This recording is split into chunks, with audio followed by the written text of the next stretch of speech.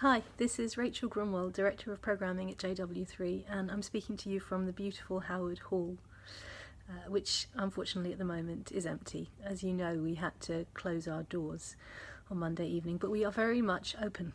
As you know, JW3 is not a building. It's a beautiful building, but JW3 is a project with a vital mission and vision.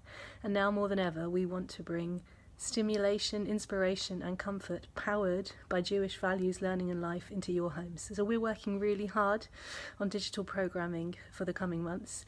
JW3 TV, as you will have seen. Meanwhile, we've uploaded some of the best of our archive content from the last 6.5 years, so please enjoy. This content's free, but as you can imagine, this is a difficult time for us financially, so if you can donate to keep us going, to keep cross-communal space where everybody is welcome in play and healthy for the future, please do so. Shalom everybody. Welcome to JW3. For some of you may be a first time, and I hope you'll come back lots more. Welcome to a fantastic evening, really delighted that we were able to put this on. Firstly, a really big thank you to our partners for this event, the Jewish News, who actually brought Mr. Lapid across, and it's fantastic to partner with them. We've partnered with them on a number of evenings, and thank you very much indeed. It's fantastic. There'll be plenty of time for questions and answers this evening. That's something that Yair has asked us for. But we will start with an in conversation, and I want to first introduce you to the person who will indeed be in conversation with Yair, and that is Professor Alan Johnson.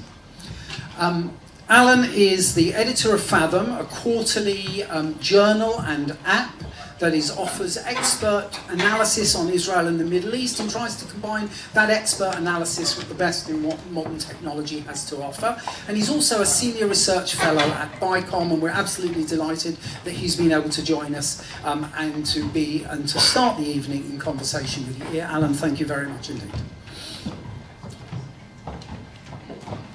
And of course, we are particularly delighted that, despite his incredibly tight schedule and being here for a conference, that Yair Lapid has been able to join us. He is, as most of you will of course know, one of the key names in Israeli society. As an author, a playwright, a journalist, a broadcaster and a TV host, he earned widespread recognition and popularity throughout much of the last 20 years, if not more. He was the host of two, in fact, really successful Friday night chat shows, both on Channel 1 and more recently on Channel 2, which, as the Israelis and those of us who follow Israeli culture know, is not exactly the same kind of evening as it is for British Jewry as a Friday night. So it is one of the times when we're most watching television, those of us who at least aren't dutty, aren't religious, and that was an incredibly influential and popular show. And then, in January 2012, Yair announced that he was leaving journalism and going into politics, and he founded the party Yesh Atid, There Is a Future. And in the coming elections, absolutely took the country in many ways by storm, got 19 Knesset seats, was the second largest party, was invited to join the coalition, and actually served throughout that time as one of the three leading ministries within the Israeli government as the finance minister. More recently, of course, since the last elections, he remains a member of Knesset and the leader of Yesh Atid, although he's now in the opposition.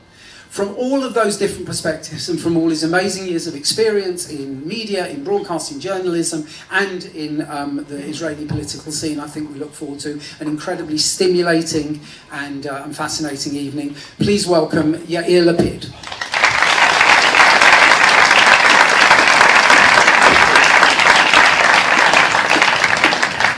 I should leave now. There's no way I'm going to top the introduction.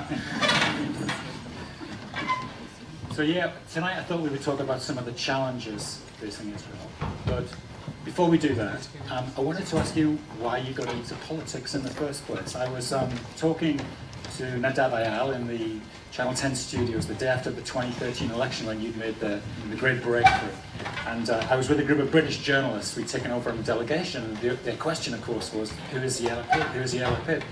And Nadav Ayal said to the journalists, well, he has the most read column in the most read newspaper. He's a much loved writer. His book on his father is loved across Israel. He's a great broadcaster. And then he looked a bit incredulous and said, and then he decided to get into politics. So I guess that's where I'd like to start. Why did you give that life up and move into politics? Well, you mentioned the book I wrote about my father, so I have to go there. There is the moment. It didn't happen to me, it happened to him, it happened 20 years before I was, more than 20 years before I was born, and yet it is the defining moment of my life. And the moment my father, this is happening in the winter of 1944-45. My father is a 13-year-old or 14-year-old child in the Budapest ghetto. And the Russians are approaching the city. And so the Germans, along with the Hungarian fascists, started taking the Jews out in death convoys, and they took them to the Danube River, and they shot them into the water. And the Danube was red this year.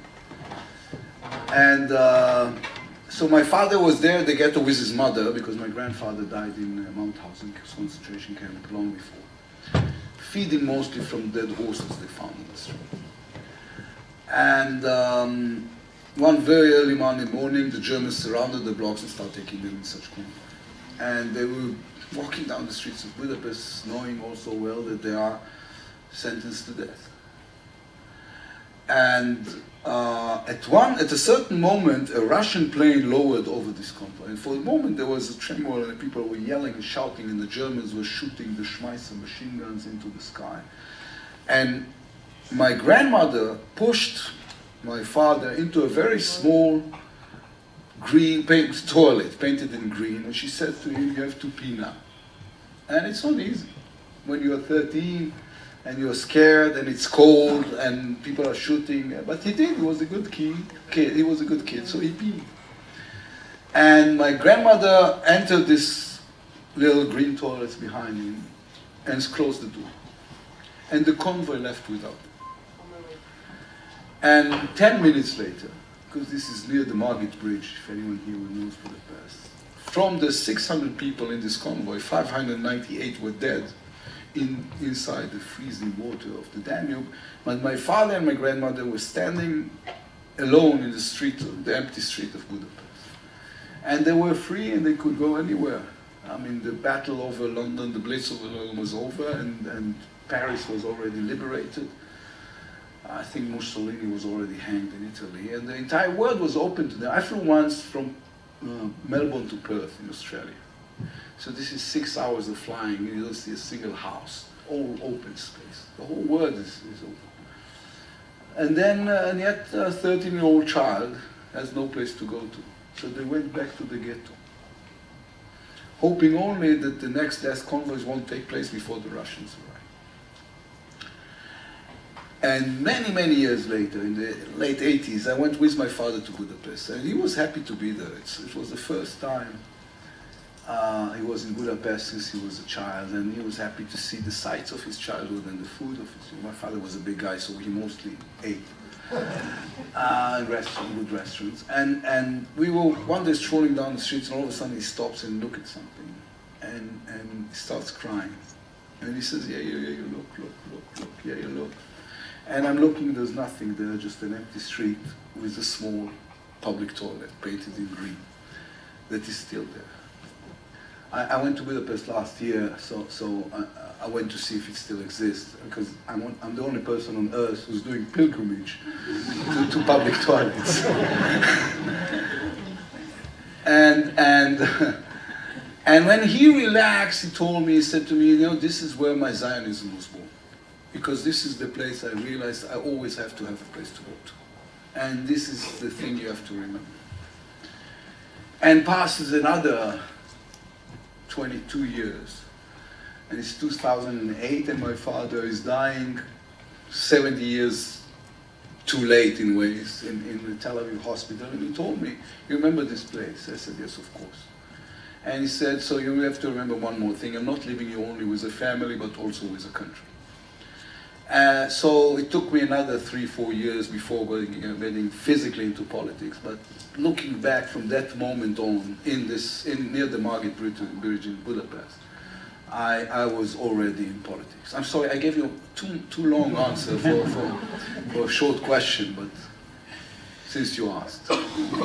So your entry into politics was, we called it in the front of Fathom, the meteoric rise of Yair Lapid. Yes. The centre strikes back, we called it. And however, we asked Gil Messing to write about your huge achievement. And he did have one note which I'd like to ask you about. And he said, this may well be the last happy night that Yair Lapid ever has in politics.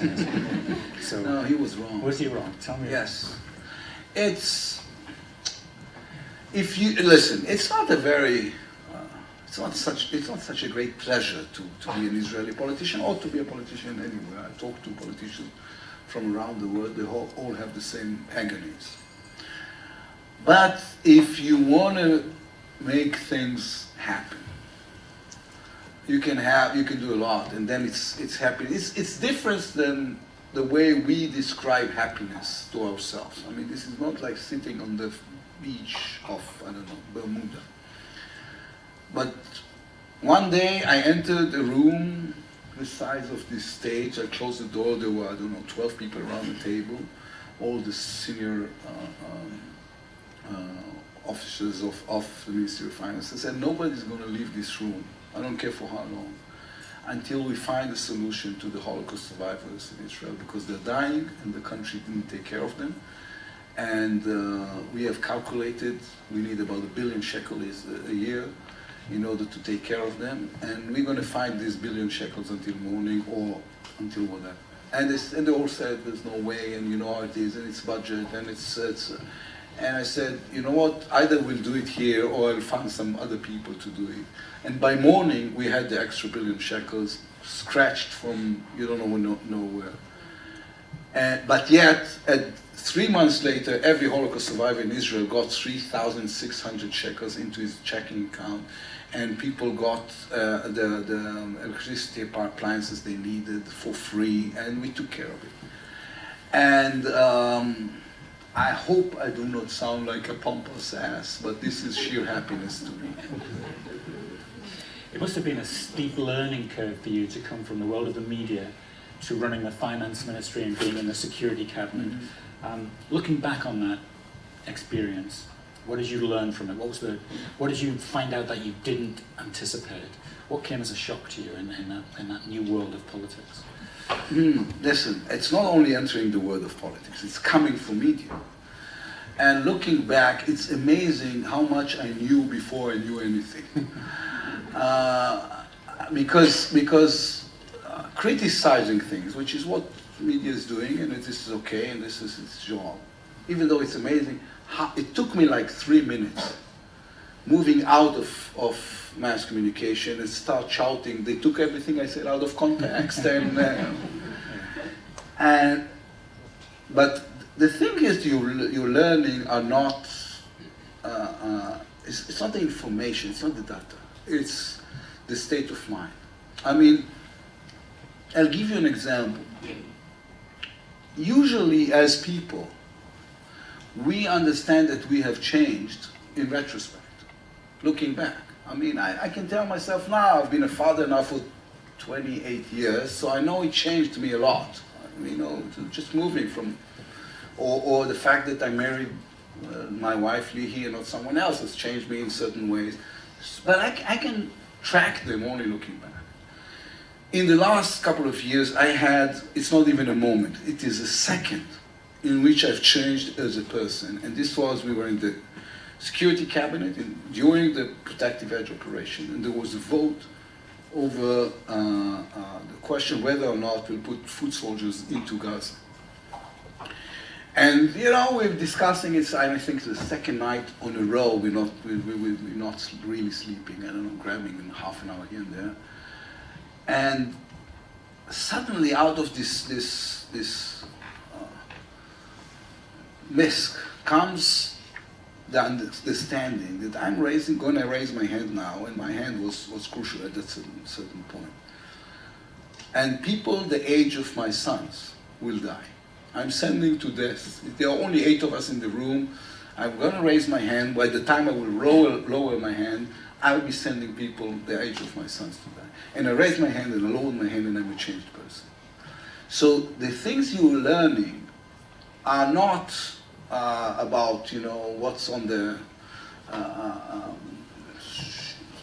endless sheets of numbers that you deal with in the Ministry of Finance. It's about yourself as a person and about your ability to survive these kind of moments. Let's talk then about some of the challenges facing Israel at the moment. There was a quite astonishing interview given by Michael Oren, Israel's former ambassador to America, with David Horowitz in the Times of Israel last week. And Michael Oren said, "Rarely in our history have Israeli decision makers faced such a broad spectrum of monumental threats all at the same time." I thought we could explore a few of them. And to start with, let's look at the peace process. In the UK at the moment, there's quite a lot of skepticism about whether the two-state solution remains viable and whether Israel and Israelis remain committed to it. In your view, is separation from the Palestinians still essential for Israel's future as a Jewish and democratic state? And if so, how do you think we can give a new lease on life to the peace process? Well, first of all, this is not only viable, but existential. Israel cannot and should not try to absorb 3.5 million Palestinians, because either it wants a Jewish state or a democratic state. I mean, one day, sooner or later, they're going to come to us and say, okay, we realize you're not going to give us a state, we want to vote. We want to be citizens. If you say no, Israel is not a democracy anymore. If you say yes, Israel is not a Jewish state anymore. And this, we have to prevent this, and the only way to prevent this. I'm not talking about people who have all sorts of messianic delusions. I'm talking about people who look at things as they are. The only way to prevent this is the two-state solution. And now, the question, of course, still for the majority of Israelis. The majority of Israelis understand this, but the question is the how, not the what. And I've been pushing forward now for about a year the idea of a regional summit, which will promoting through it a regional solution. Because this is not only an Israeli-Palestinian issue. And there have been, in the past 20 years, 11 rounds of formal bilateral talks. They all failed miserably. There were quite a few other rounds which were not formal and failed the same way. I was part of the last round. We have voted for example, for freeing dozens of the worst murderers in the history of Israel, just in order to maintain this process that was going nowhere. This is not going to go nowhere. We need the Arab world on board. Part of the reason we need the Arab world on board is the fact that the Palestinians are too afraid to sign anything because of the Arab world. For example, when you talk about what will happen to all the holy places, you have to remember that the Saudis and the Jordanians consider themselves custodians of the holy places. So, and they've been telling the Palestinians, you cannot even negotiate this without us. So why are we trying to negotiate with the Palestinians? And so we need to go, I think it should happen in Cairo. I've been talking to the Egyptian ambassador about this quite often. And we should have a round table. And this round table should conclude, first of all, these countries that are now in this weird coalition in Yemen, Saudi Arabia, the Gulf countries, Egypt, Jordan. There are two key elements that needs to be attached to this. One is the Secretary Kerry's framework that Israel already has said yes to, under such several conditions, but yes to. And the other one, and there's no way of avoiding this, is the Saudi initiative from 2001. There are two initiatives. There's the Saudi initiative 2001 and the Arab initiative 2002, which is based on it. The Saudi initiative is the better one for us.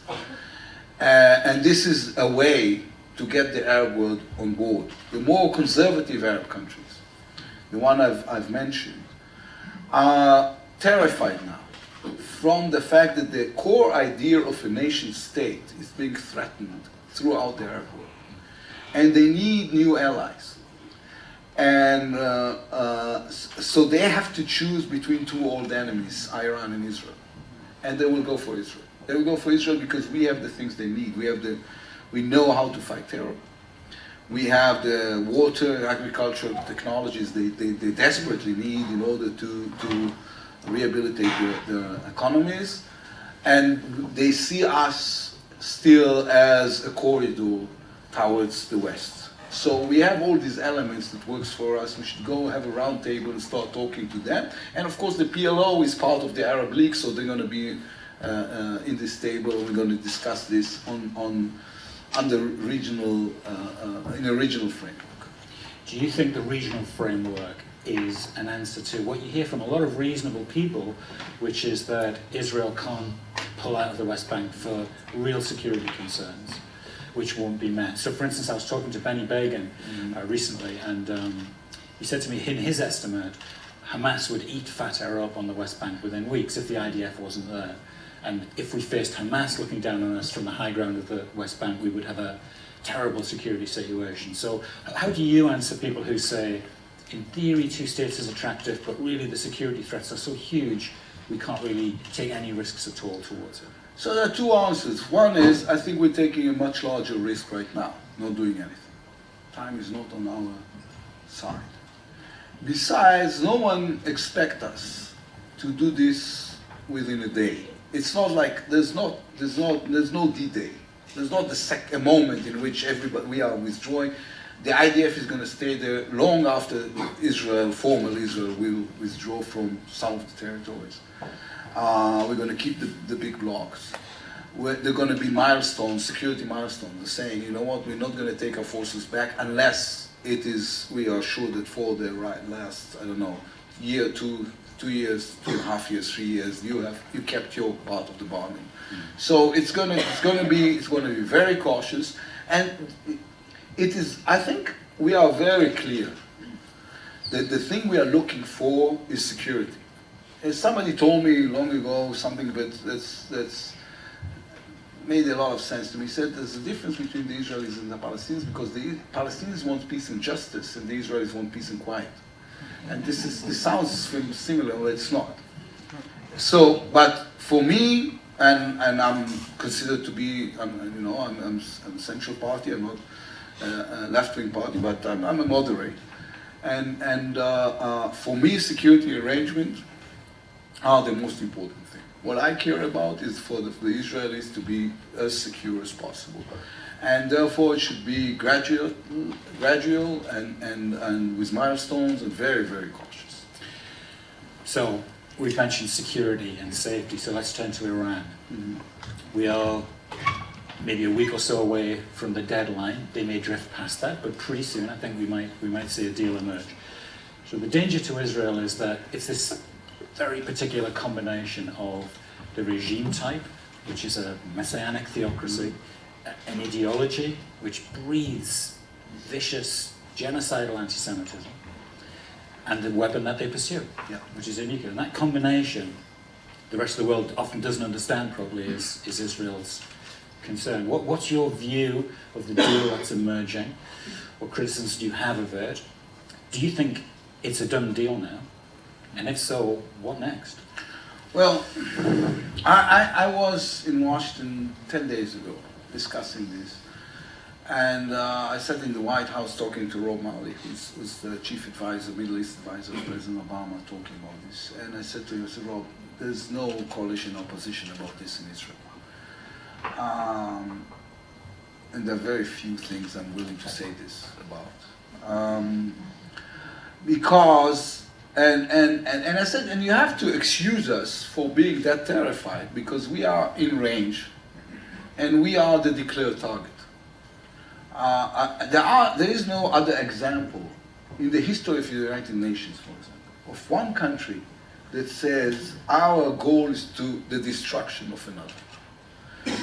And our declared goal, and this is Iran and us. So this country wants a nuclear program, and among the threats that you mentioned, there's another one saying that the minute they will have it, there will be a nuclear race within the Middle East.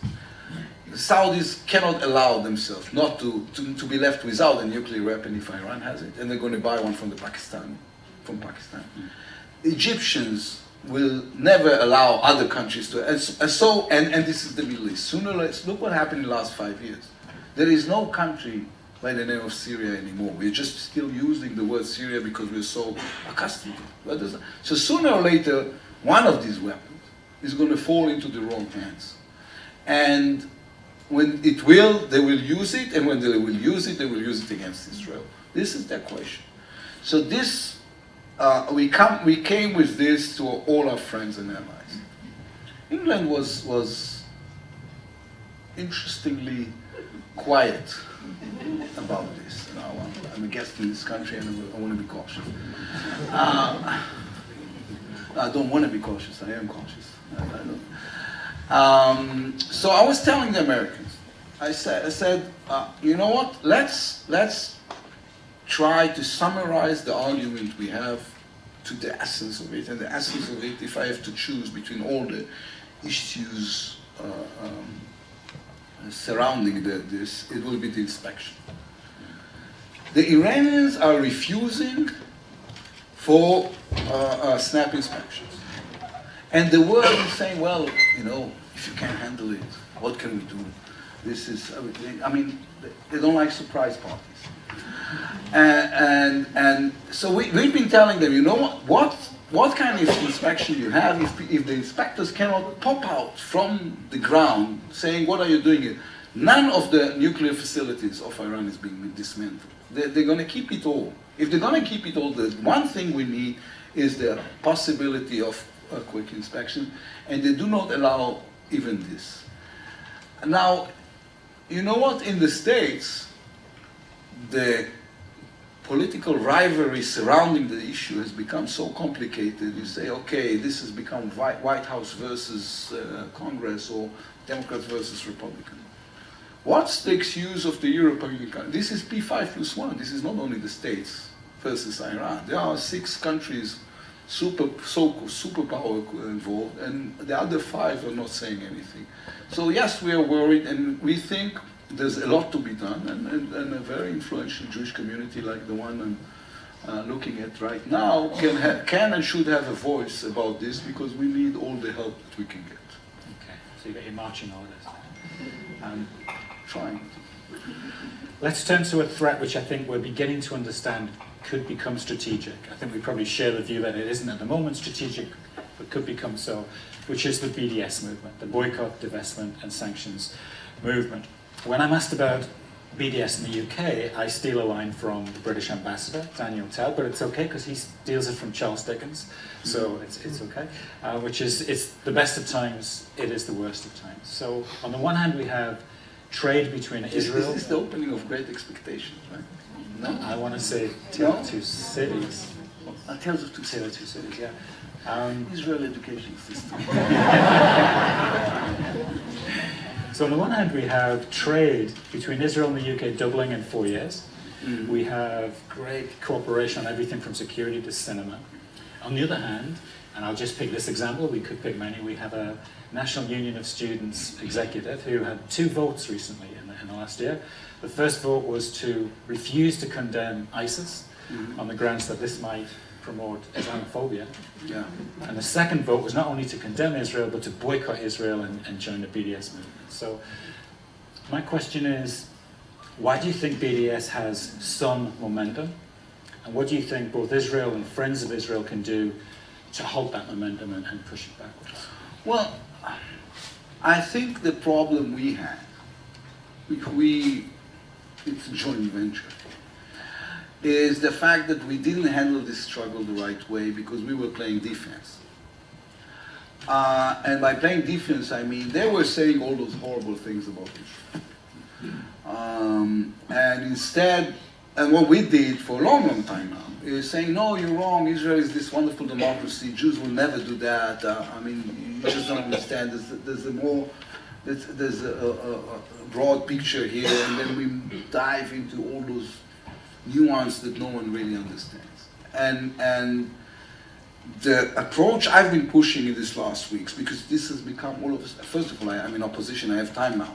And besides, I think this has stepped up because I mean right now with the FIFA thing and with the orange thing coming from France.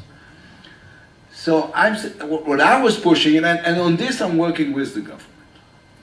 The day before I came here, which is yesterday, I sat with the Minister Ardan, who's in charge of this fighting BDS in the name of the government. We should play off in saying, let's call BDS for what it really is. The BDS has 3 circles. The inner circle is Hamas and Islamic Jihad, Iran, heavily financed by Iran and some other Gulf states. Worst version of Islam on earth.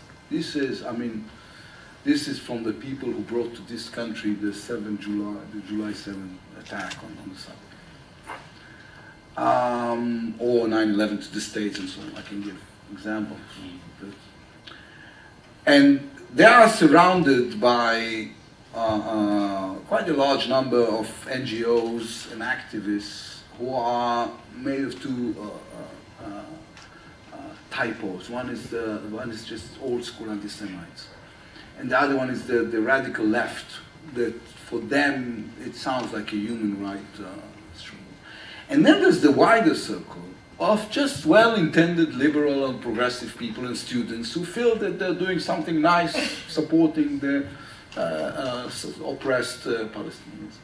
And we need to go to them and tell them, do you understand that you are being manipulated by people who hang gay people from telephone poles, by people who are the worst oppressors of women on earth, by the people who are beheading people all around the Arab world. You are helping them and they are manipulating you because you are naive and you don't know what you're talking about.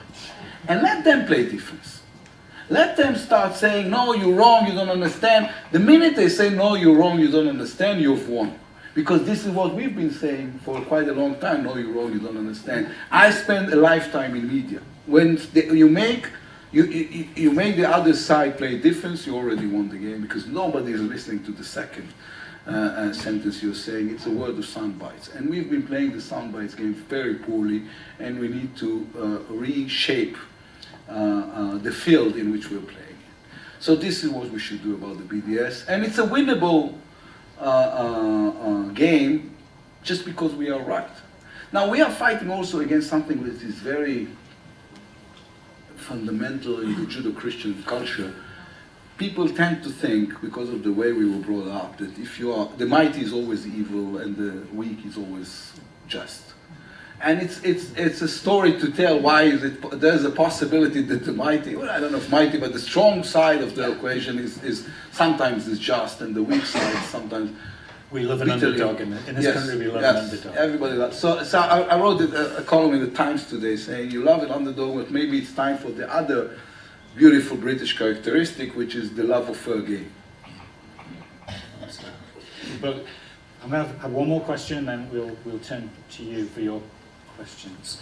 I was lucky enough to hear your speech in the DC, the American Jewish Committee Global Forum gathering. We were both giving panels there. Mm-hmm. I don't know about you, but I thought the biggest cheer you received from the audience in America was when you talked about the crying need for religious pluralism in the Jewish world and for religious pluralism in Israel. It seems to be central to your political makeup and what you really believe in. I'm just interested to hear you talk about why that is. Why do you put religious pluralism at the heart of your politics? And also maybe, are we making progress in that front? Or? Well, it's not in the heart of my politics, it's the heart of my belief. I think there's no way for Israel, I mean, to me, the fact that Israel has become the last Western country in which Jews do not have freedom of religion is an absurdity. And as long as, I don't know, a Jewish woman cannot go to the Wailing Wall with the talit, Israel doesn't have freedom of religion. And so we need to, now you know what, if I ask me right now, the synagogue I'm not going to is Orthodox. But but then again, I want everybody to have their own synagogue, and I want Israel to be the center of Jewish pluralism instead of the last Western world in which conservative and reform and other streams of Judaism are not only not recognized, but also sometimes insulted on almost daily basis. Now, it's a long struggle.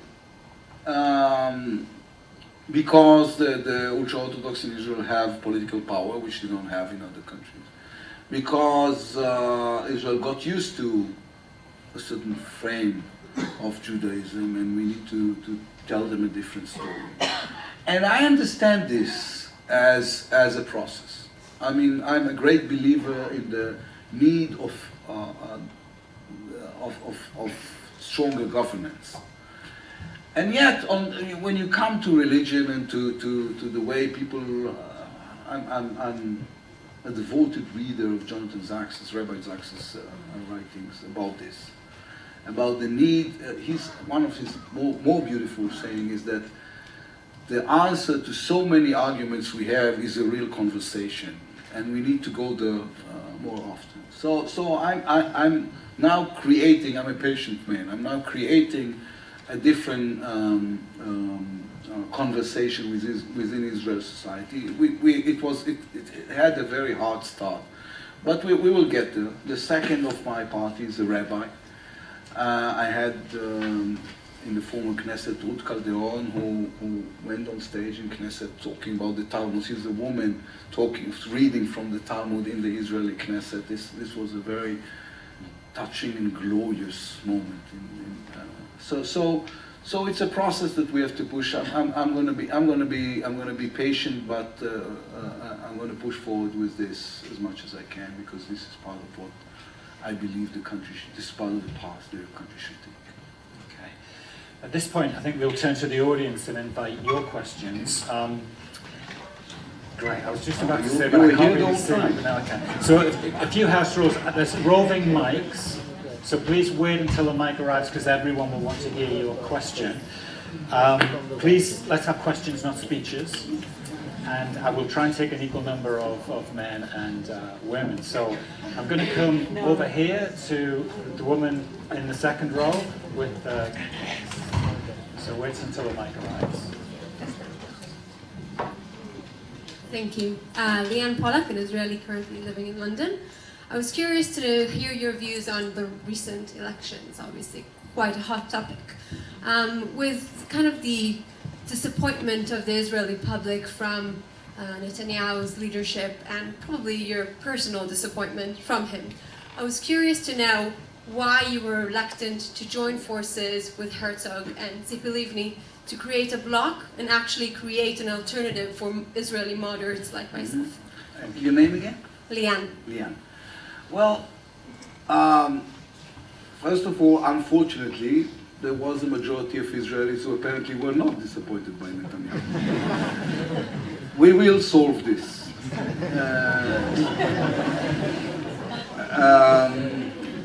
The reason we didn't join forces with Herzog and Livni is because they are, and I respect that, a left-wing party, and we are not. And ideologies has to do with it. I think that the next struggle within the Israeli political arena is going to be between right and center, not right and left. I won't go into details that you probably know as much as as good as I, about why is it that the Israeli left is wrong, about the way it's handling itself economically and both on policy issues. And on sentiment as well. There's something emotional. I mean, today, if you look, even in England, since, I don't know, Tony Blair invented the New Labour, the difference between left and right is as emotional as it is on principle. And so I'm a great believer in joining forces. I think there might be a new order within the Israeli political arena, but I couldn't join forces with people whom I differ quite deeply in terms of ideology. And yet, it was a weird election. And I think the reason Netanyahu won is because it was a race between right and left. And because there's also a word phenomena in which the incumbent is always having an advantage in a very close election. But I think the positive thing I have to say, this is a very weak coalition. I don't think it's going to last long. I think we're going to have another election, which is basically not a good thing. We're having too many elections. So because we're moving into this Italian state.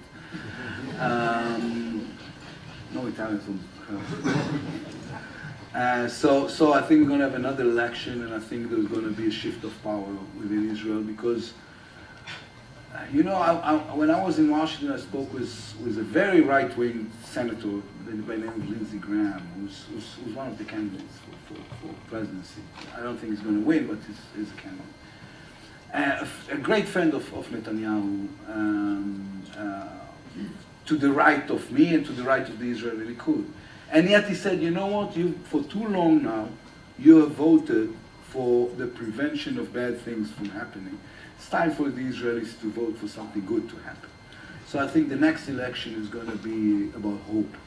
And I'm hoping to represent this voice. Okay, next question. The man in the front row here with the glasses. Your mic's just about to arrive. And then I'll come to you. Thank you. You mentioned Lord Sachs and his writings, and you're a follower of his, and I think a great many people share his views. But recently he made some comments in Herzliya with regard to the future of us in Europe, and many have interpreted those as being defeatist. I mean, given the BDS and their activities, and I guess also you touched on it, the rise of neo-Nazi groups, do you think that he was being defeatist? I think, I don't recall exactly what he said, but I think he meant this as a siren more than as a defeatism, some sort of defeatism. I think he felt, and we've been talking about this today, so he feels that we are supposed to be more worried than we are and more proactive than Israel has neglected this for a long, long time. And these young students I spoke with today were thirsty. They thrived to anyone who tells them what to do. They are saying, we are there, we want to help, we want to be proactive. Does anyone have a theory of which is the best way to go? And I think in his very moderate way, Rabbi Sachs, it's funny, the British are calling him Lord Sachs and the Israelis are calling him Rabbi Sachs. So Lord Sachs, I think, was trying to putting up a warning flag, telling us, you've been neglecting this, you left us all alone in the field, and we need each other's help. So I don't think it was a defeatist kind of leftist remarks. I don't think he's a deficit. I think he's a profound person, and he's deeply worried. And so am I. You could also argue one way or the other, because he made a speech several years ago where talking about recent history of the Shoah, that almost promised that our grandchildren would not go through what previous generations had in recent history. So, I mean, it could be interpreted either way. Well, I'll tell you something. I said this, I don't know, a couple of years ago, and got some ambassadors calling me deep insults, but I still think, you know what the world is going to do if Israel will be destroyed? They're going to send the condolences letter. Some speeches will be made, and this is it. And therefore we have to be always on our toes on issues like this. Okay, next question then. I have a woman with a hand up with glasses from the edge. That's you. Hi, my name is Ada. I'm an American living in London, and I wanted to ask you a foreign policy question. You mentioned the idea of a regional summit, And I'm just wondering, do you think that there's a greater possibility of that, given the fact that the U.S. has kind of perhaps alienated some of its more traditional allies? And how would that go about? Just, are there now more bilateral discussions with countries like Saudi, with Jordan?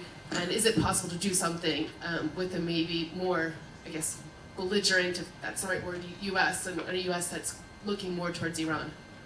Well, there's a yes and no there. The yes is yes. I think there is.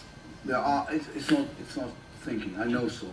I'm still part of the Knesset Security Committee. I think we are well informed, and it's well based when I say there are opportunities within the Arab world that they were not there before. Especially because there is coalition. I don't want to call them moderate countries, but conservative countries who are threatened by the fact that, as I was saying, the idea of a nation state is under a profound threat. So they are willing, and they've been quite public about their willingness to cooperate in ways they didn't before. The part I disagree with is the United States is still the major player in this. I mean, there's a doctrine here. I mean, that President Obama has led. That's moving from the Wilson doctrine that said we're going to be boots on the ground if necessary, into a new doctrine that says we're going to make people talk to each other. Sometimes it works, sometimes it doesn't work that well. But I see no way for a regional summit to organize itself without the deep involvement of the United States. Your country is still the superpower of this world. Comes with privileges, but comes also with several duties, I guess. But they acknowledge this. I mean, even the current administration, and Israel has its differences with this current administration, acknowledges the fact that nothing will happen without them. Secretary Kerry was enthusiastic and energetic, trying to push forward to some sort of renegotiating, and they made clear if there'll be a regional summit, if the sides will love to have a regional summit, they will be positive about this as well. So I think the States is going to be part of it, wherever it's going to go. Okay, next question. We have a man with his hand raised here, just at level with you, the shirt. As a Jewish state, do you not find it strange that the only people not allowed on Temple Mount are the Jews? And do you think that situation is likely to change? Well, I think the status quo in the Temple Mount should stay the way it is. There is a pain to it. But you don't, for the majority of the Arab world, of the Muslim world, if Jews will go up the Temple Mount, it's a direct threat of Judaism over Islam. You don't want to go there. I mean, Jerusalem, you seem like you've been to Jerusalem quite often. Am I right? Yeah. Jerusalem, there's no lack of holy places in Jerusalem to pray. And to such a fire, just because a few, and very few extremists, actually the more prominent rabbis in Israel has banned Jews from praying on the Temple Mount. So there are very few extremists who want to pray there and make a thing out of it. In order to let them brag to their friends that they were able to go up there and pray, instead of praying, I don't know, 500 meters from there on the Wailing Wall, which is at least as holy, is irresponsible. As it is, we are, you know, there are Jews on the Temple Mount. We have 100 or even a bit more policemen over there, just trying to make sure nothing will go into flames in every given moment. And we have to be sometimes more smart than just. I'm translating something from Hebrew here, but it's in a Hebrew phrase, sometimes you have to be smarter than just. So we have to be smart about this more than anything else. This kind of made it like English people being told they can't go to Buckingham Palace, it's the same kind of thing. Well, it's not the same kind of thing. Because religion, the incredible thing about religion, it arouses the best of intentions and the worst of intentions, Dickensian again, within people. This has to do with religion, and this is always, especially in the Middle East, I guess, it might burst into flames, and we want to prevent this. Okay, questions. I'm looking for. I can't see one. So I'm going to come towards the one with the blue turquoise top on the sky. Wait for the mic. You mentioned that US is a big player, but what are your thoughts about dealing with Obama, who's quite clearly very, very anti-Israel, very blatantly so, and I just can't imagine that you could trust, negotiating with someone like that for Israel security? Well, trick question. I genuinely don't think Obama is anti-Israeli. I think there is a dislike between him and Prime Minister Netanyahu that might even grown into some sort of a personal resentment that has an influence on the way politics, like anything else, is a lot about personal issues as well. But I'll give you an example from the kind of things I was involved and still involved is the security cooperation between the Obama administration and the Israeli security forces is the best in history in terms of weapon sales, training together, being there for us in times of need, intelligence cooperation, which is probably the most important thing as the way things are in the Middle East. And this cannot happen unless the commander-in-chief, which in the States is the president, is allowing this to happen. So there is a difference between their personal relationship. No, I'm not trying to cover up the fact that there is a crisis. There is a crisis that has to do a lot with things that these two gentlemen has done to each other in the last 2 or 3 years. But I wouldn't declare the United States administrator, the White House, an enemy to Israel. This is deep friendship with some current problems, which is okay between friends. And it needs to be rehabilitated, it needs to be handled better. And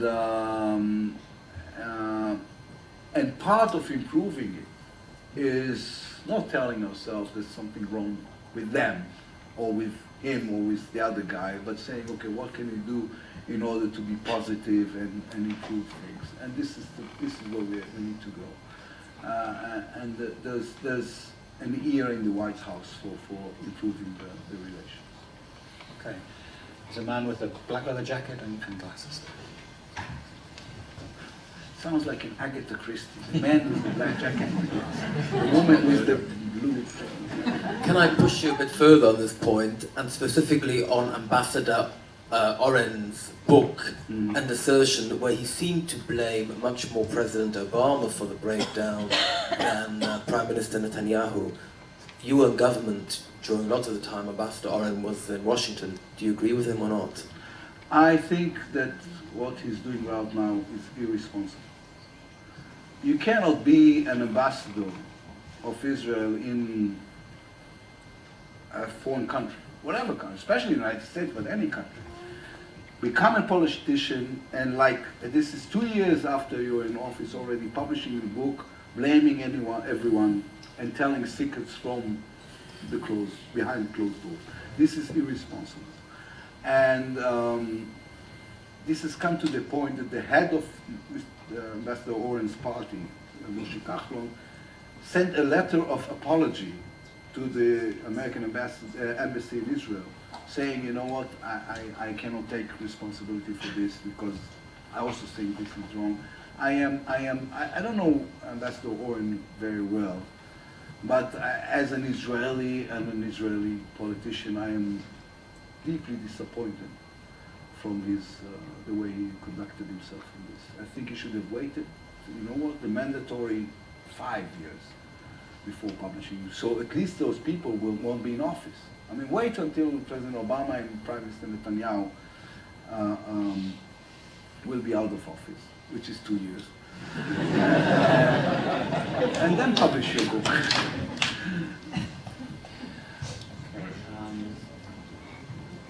So I'm going to come to the woman here. Sharon. Where the mic goes. You're working out today, yes. Hi, I'm Sharon Clapp. I'm from a grassroots organisation called Campaign for Truth. And we've been focusing on the BDS for many years now. And I'd like to say thank you that finally Israel is beginning to pay attention to it. Oh, thank you. And I'm also very interested that you described the 3 circles of intensity on the BDS. But one of the things that disturbs me, and perhaps you can give some insight into it, is the extent to which the BDS has infiltrated the education in our institutions, so that the students that you would like us to talk to are coming out with almost with a false education. They're coming out with a replacement ideology where they believe that what they're saying is actually historically accurate. And it's an enormous problem that we're facing, not only here, but throughout Europe and America. And how can you suggest that we begin to tackle that depth of infiltration into our Western civilization through education?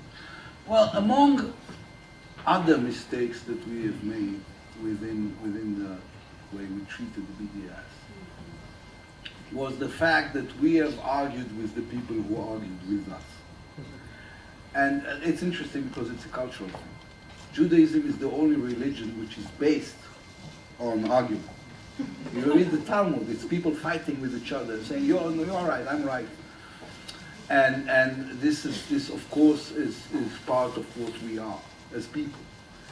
And therefore, a lot of people were involved, I don't know enough about the organization, excuse me for this, but a lot of people were involved in fighting BDS. What they did is they went to the other side, arguing with them, trying to prove them wrong. And what they have neglected is the fact that these are not the people we should talk to. We should talk to the silent majority in the middle.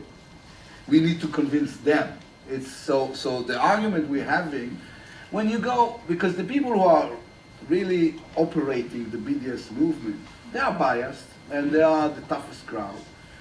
And you know what? Probably we will not be able to convince them. But if the majority of people in the middle will be convinced, or at least will catch their ears, then we have won the fight. So we need to change the attitude. And I mean, don't go for the people with the T-shirts that says Palestine now. Go to the people who are standing there listening to them, trying to figure out whether or not. Yeah, no, okay, good. So you're right, and the majority. Yes, because you know, we made the mistake of saying for too long, but of course everybody understands we're right. You know, yeah, we don't have to do a lot about this, because sooner or later they'll come to their senses.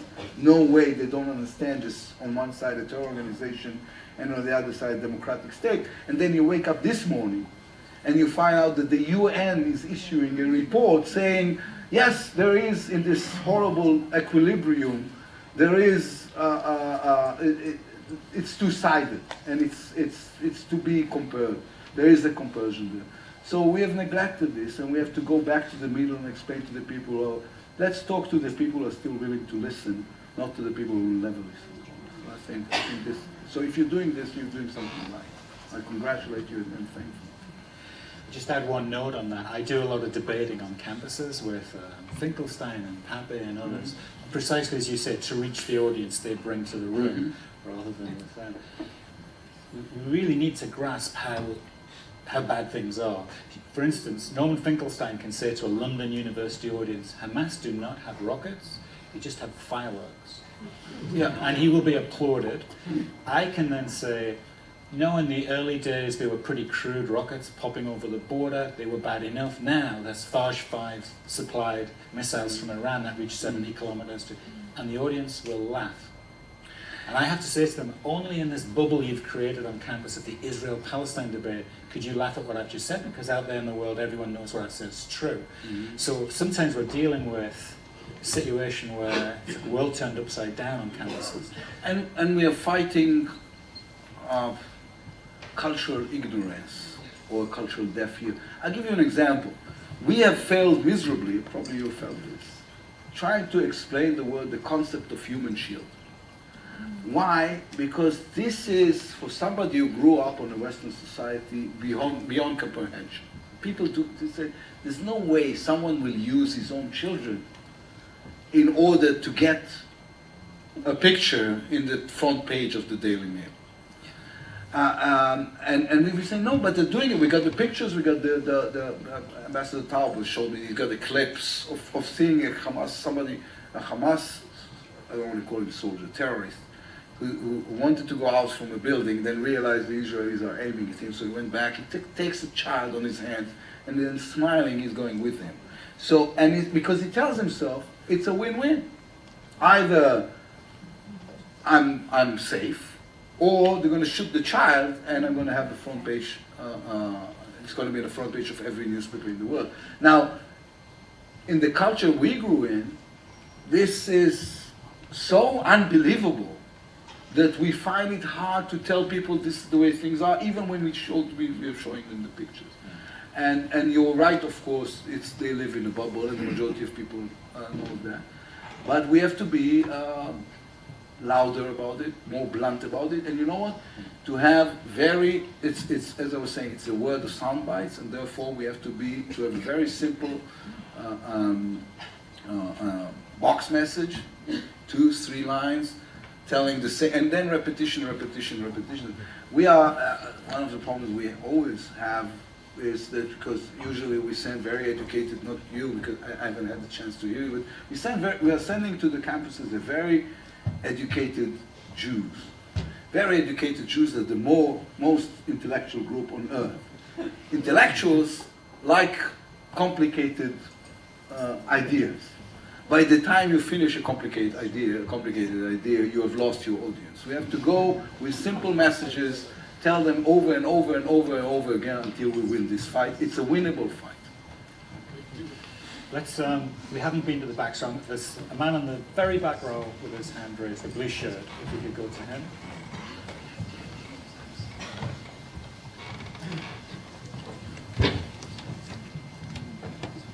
Hi, my name is Mark Harriman. I represent a social media group called UK Friends of Israel. Firstly, I'd like to welcome you to London, and thank you very much for giving us this opportunity to talk with you. In retrospect, the experiment with Gaza doesn't reflect very well for a two-state solution. I don't know who would live in Israel and look at what's happening in Gaza and say that there's any possibility that a two-state solution could possibly be viable. Well, by instinct you're right, by logic you're not. By instinct you're right because we have done everything the world has asked us to. We left Gaza in 2005, and instead of building hospitals and schools, the Palestinians built, tunnels and training camps for Islamic Jihad and started shooting at our people. But we also have to remember another thing. Israel did this unilaterally. And what happened because we did this unilaterally. This needs to be part of an agreement. A lot of people should be on board. The security arrangement should be strict, and we have to be able to have control over time on the territories. And so it has to be handled differently.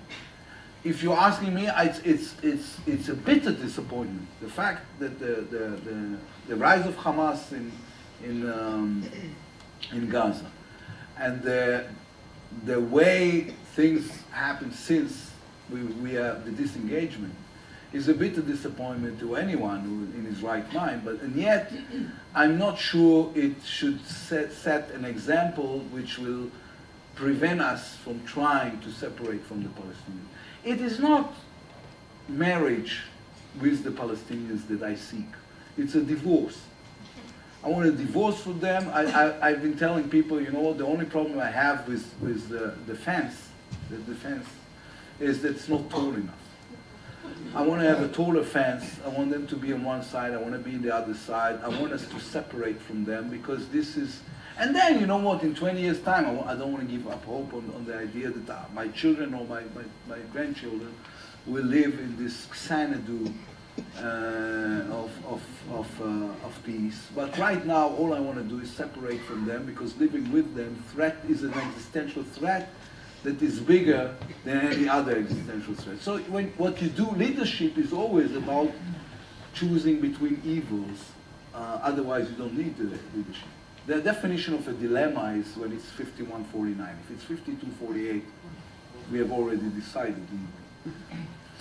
We're coming towards the end of our evening. I think we've got time for a couple more questions, though. And I saw a woman here in the second row with a striped jacket.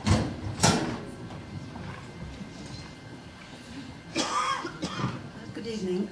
What can be done to alleviate the inequality within Israel, whereby 20% now live below the poverty line? Mm-hmm. Well, we have started the majority of people beyond the poverty line in Israel are either ultra-Orthodox or Arabs. We have started, and this is a process. I'll give you an example. When I'm talking to people about what is it, nobody knows exactly what the finance minister is doing. So, you know, when people get to talk to me, they usually ask. I had a funny conversation about this with George Osborne, your chancellor, about the fact that people always have opinions until you ask them, okay, what exactly is that the finance minister doing? They have no idea. The finance minister is more than anything else making moral decisions. If you have £100 and you want to help a poor child, where are you going to put this £100? In welfare or in education? It's a moral question, and you have to. And if you're saying both, then you are you gave up on leadership. You have to make moral decisions like that on a daily basis. The moral decision we have made in my period as finance minister was to go for the education, and especially in promoting and sometimes enforcing ultra-Orthodox and Arab schools but mostly ultra-Orthodox, to study the basic toolbox of modern society: math, English, computers. And we said we will not finance schools that are not teaching all those things. And I think if there's, I mean, of course it's a very complex answer. What do you do with inequality in a country like Israel that is also suffering from external threats that are, I think, incomparable to most countries. But basically, education is always the answer for inequality. And the problem is that education is a long process, and politicians like quick wins. So if you're going there, somebody else is going to get the credit. I don't care. I think this is the right path, and this is where we put the money in the last couple of years. And I had long conversations about this with the current finance minister, Mr. Kahlon, and I think we see eye to eye on this. And hopefully he's gonna, even though the ultra-Orthodox parties are back in government, I hope that they're going to continue in this path, because this is the right thing to do for the future of Israel. Okay, so this will have to be the last question, because there are flights to catch. Yes. In a tiny gesture to make up for the discrimination of centuries, I'm going to choose a woman for the last question as well. Because there's a woman here in the second row who will ask our last question. Thank you. I think the truth is I went for a pushy Israeli style and I got my You way. did. I was trying to go off on that. I just caved to you, basically. There you go. So you're looking at me after. That's my lesson after 6 years in this country. Thank you for coming to talk to us today. You said that you are hopeful for a change in Israel by seeing the current government fails. I don't want it to fail, I want it to fall. Yes, to fall, sorry, to fall. That's what I meant. Yeah. And we're hopeful with you. To be honest, I wasn't in Israel for the last 2 elections, but I got my mom to vote for you via highly undemocratic methods. So this is how you cut your votes in half. Exactly. Yeah. But the concern is that if we look at reality, is that actually liberal moderates in Israel, aren't we just shrinking into a minority? Because if you look at the last elections, Netanyahu took the elections by storm under the worst possible conditions for him, with the media turning against him like never before, and scandals and U.S. relationship with the U.S. In shambles, and he won. What does it say about next elections when conditions would be more favorable or just normal? And what would you do differently? What would you say to the Israeli people that you haven't said before to bring them back to the center? Okay. Well, I want to challenge at least the way you described things. First of all, in the last election, I wasn't running for prime minister, so I didn't challenge him, and I'm going to in the next election.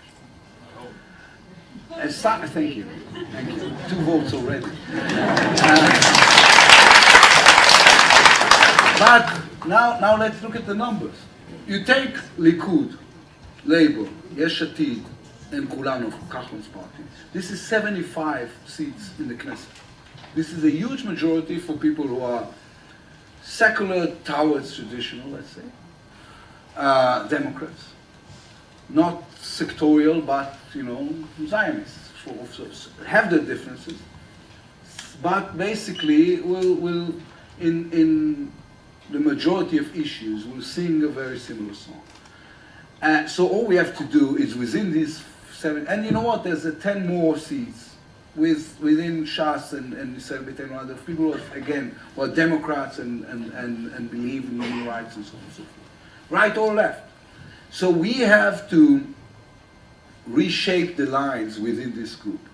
But I say to the Israeli public, if you look at the numbers of this last election, the majority of the huge majority of Israelis consider themselves Zionist, secular, traditional, which means do not take orders from their rabbis, but from the order of the conscience. So there's a lot to be there's a lot of ground to play in, and one of the problems I think, but this I'm saying from the position I'm at, is that opposite Netanyahu ran Labour. Labour I think cannot win an election in Israel because the majority of Israelis are either center right or right. And they will not vote for the left. I don't want to criticize Mr. Herzog, whom I really like, and the fact that I really like him, or can afford to really like him, is of some significance. So I think it's going to be a very different race, and I want you to come to Israel to vote next time. Okay, we're going to wrap it up there. Do you have comments or? Okay. Thank you. One of the many sort of great testament to an evening is when on the final question, after what I think is a significant amount of time, and thank you for offering that for Q&A, there are still half the audience who've got their hands up wanting to ask you something. So I think it was a fascinating event, and particularly within those last comments where we learned a little bit more about future plans. So thank you for offering that to us. There'll be people tweeting away at this very moment, I suspect, with that. Just before the thank yous, I do want to make an invite to you, Mr. Lapid, and to everyone to remind us that, as you've probably seen on the big banner, we have a beach coming on the 5th of July. I'm not sure if it's going to be Eilat Beach or Tel Aviv Beach as last year. If you fancy a slightly less noisy, slightly less chance of being hit by Makok, but less authentic, and you happen to be back around, please join us on the beach from the 5th of July. It's going to be fantastic. I want a big, big thank you to three people, of course, to the Jewish News again for bringing you over, to Professor Alan Johnson for chairing and for the conversation and for chairing so expertly, and for great consideration about who you ask the questions to, very much appreciated, and for bringing your knowledge as well. And the hugest thank you of all to somebody who, as we heard, since he has to pretty much get away and get on a flight now, it would have been more than no surprise for a senior politician and figure to tell us that they weren't going to be able to do this, and the fact that you were committed to and wanted to and came and gave your time is just fantastic. I suspect for that reason Yair may not hang around for quite as long to, if any time at all, to talk to people, of the many people who are going to want to say something to, so you'll excuse him if he's not able to, but a massive, massive thank you for coming along.